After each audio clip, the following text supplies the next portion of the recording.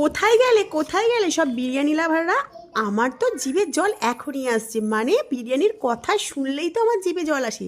আর দেখলে লাল তো পুরো টস টস করে মাটিতে পড়ে।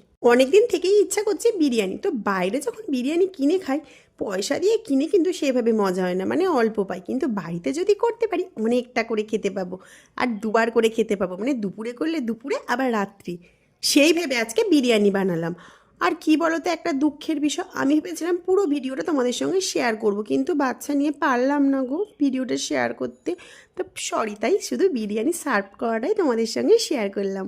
আলুটা এত সুন্দর সিদ্ধ হয়েছে, আর মাংসটা তো অসাধারণ সিদ্ধ হয়েছে, মানে মাংস, আলু আর বিরিয়ানির ভাতটা তো অসাধারণ খেতে হয়েছিলো। দেখো কী যে সুন্দর হয়েছে, আর কী যে ভালো লেগেছে, কী যে কথা বলবো। আর বিরিয়ানি যেমনই হোক চলে যাবে।